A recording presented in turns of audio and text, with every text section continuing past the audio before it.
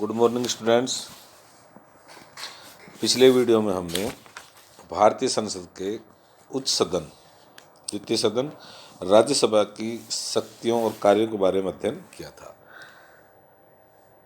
तो पिछले वीडियो में हमने इसकी राज्यसभा की जो शक्तियाँ का जिन जिन का अपन अध्ययन किया था वो शक्तियाँ कौन कौन सी थी। विधायी शक्तियाँ, संविधान संशोधन की शक्ति और संविधान संशोधन के संबंध में राज्यसभा को लोकसभा की समान ही शक्तियाँ प्राप्त थी।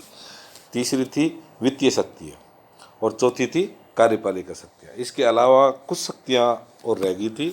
विविध शक्तियाँ हैं, कुछ अन्य शक्तियाँ हैं जिनके बारे में आज अपन यहाँ अध्ययन करेंगे कि भी राज्यसभा को इनके अलावा, इन चार शक्तियों के अलावा कौन कौन सी विविध शक्तियाँ प्राप्त है, कुछ अन्य शक्तियाँ प्राप्त है, इनका अध्ययन आप करेंगे।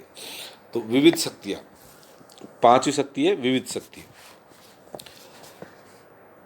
उपयुक्त जो चार शक्तियाँ थी इनके अलावा राज्यसभा को कुछ अन्य शक्तियाँ भी प्राप्त है, विविध शक्तियाँ। जो शक्तियाँ इस प्रकार है। पहली शक्ति है राज्यसभा के निर्वाचित सदस्य राष्ट्रपति के चुनाव में भाग लेते हैं।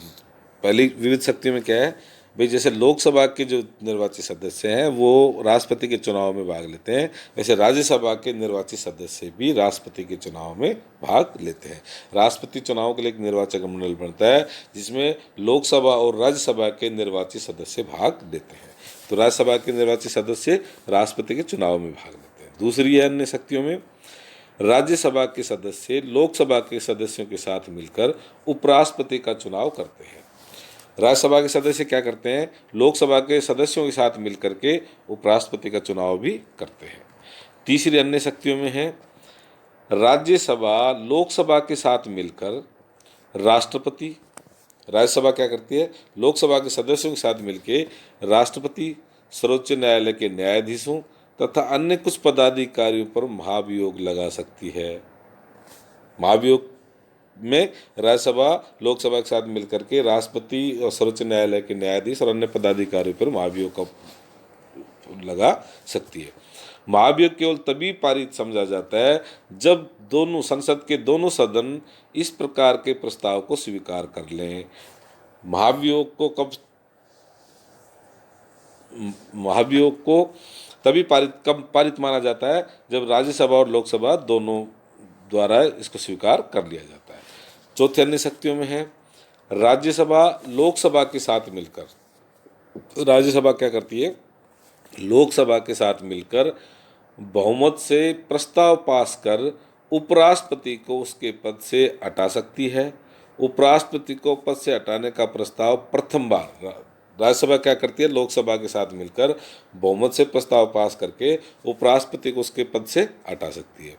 उपराष्ट्रपति को पद से हटाने का प्रस्ताव प्रथम बार राज्यसभा से ही पारित होकर लोकसभा के पास जाता है। उपराष्ट्रपति को पद से हटाने के लिए जो पहली बार है जो प्रस्ताव है वो राज्यसभा से पारित होगा। पहले किससे पारित होगा, राज्यसभा से, और उसके बाद में किसके पास जाएगा, लोकसभा के पास में। और अन्य शक्तियों में पांचवी शक्ति है एक माह से अधिक की अवधि तक यदि आपातकाल लागू रखना हो तो इस प्रकार के प्रस्ताव का अनुमोदन लोकसभा तथा राज्यसभा दोनों से पारित होना आवश्यक है।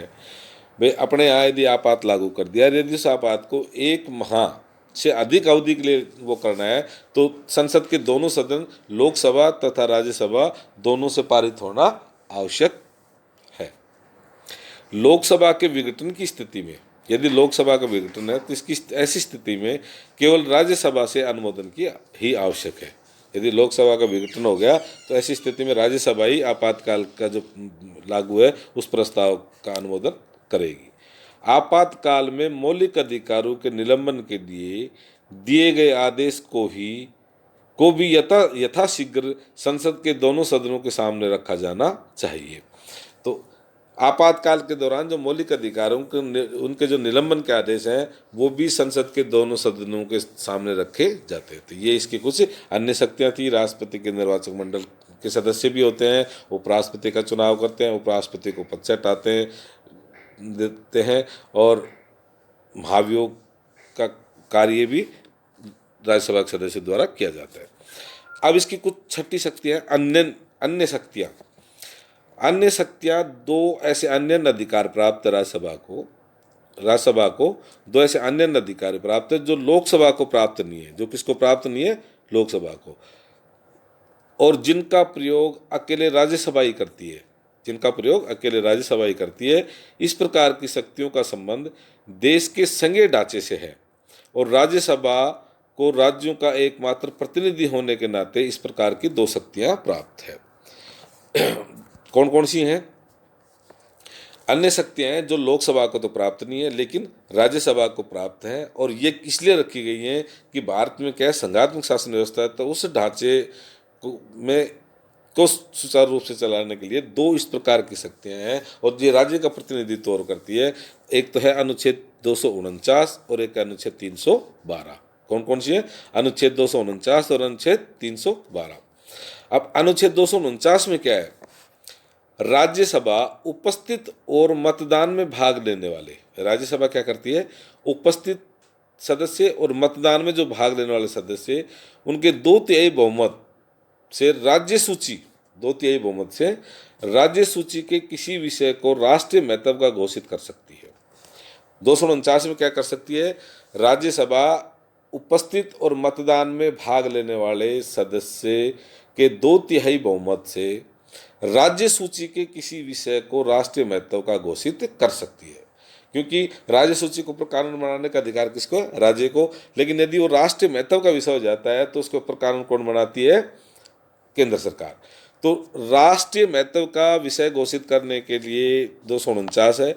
राज्यसभा द्वारा ऐसे प्रस्ताव पास कर दिए जाने पर संसद उस विषय पर कानून का निर्माण कर सकती है। यह शक्ति केवल किसके पास है? राज्यसभा के पास। अनुच्छेद 249 में ऐसा प्रस्ताव प्रारंभ में 1 वर्ष के लिए लागू होता है। ऐसा जो प्रस्ताव है 1 वर्ष के लिए लागू होता है, लेकिन यदि राज्यसभा चाहे तो हर बार इसे 1 वर्ष के लिए बढ़ाया जा सकता है। हर बार इसको 1 वर्ष के लिए बढ़ाया जा सकता है। अनुच्छेद 249 सब क्लियर है आपके?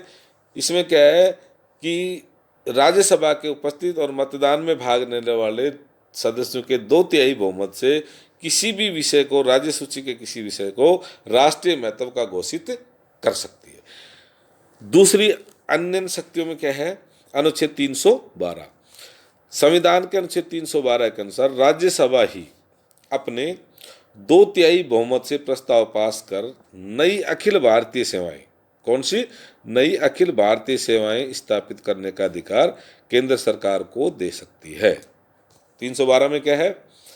राज्यसभा अपने 2/3 बहुमत से प्रस्ताव पास कर नई अखिल भारतीय सेवाएं, कौन सी? अखिल भारतीय सेवाएं स्थापित करने का अधिकार केंद्र को दे सकती है।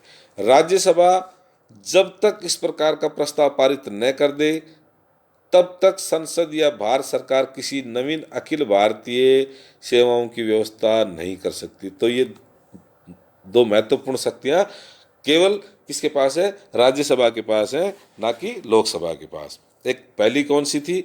राष्ट्रीय महत्व का विषय घोषित करने का, अनुच्छेद 249 में, और दूसरी 312 अखिल भारतीय सेवाओं की स्थापना का। ये किसके पास है? केवल राज्यसभा के पास है।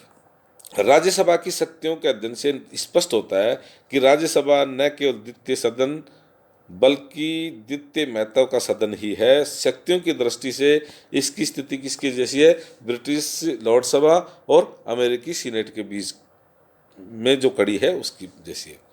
संविधान निर्माताओं द्वारा राज्यसभा को प्रथम सदन में के सहायक और सहयोगी सदन की भूमिका ही प्रदान की गई है, प्रतिद्वंदी सदन की नहीं। ये कैसा सदन है? ये लोकसभा का एक सहायक सदन है, इसका प्रतिद्वंदी सदन नहीं है। लोकसभा की तुलना में निर्बल होते हुए भी उसकी स्थिति और उसकी शक्तियों का महत्व है। तो ये थी राज्यसभा की शक्तियाँ। तो राज्यसभा की शक्तियों का चैप्टर आज अपना यहाँ खत्म होता है।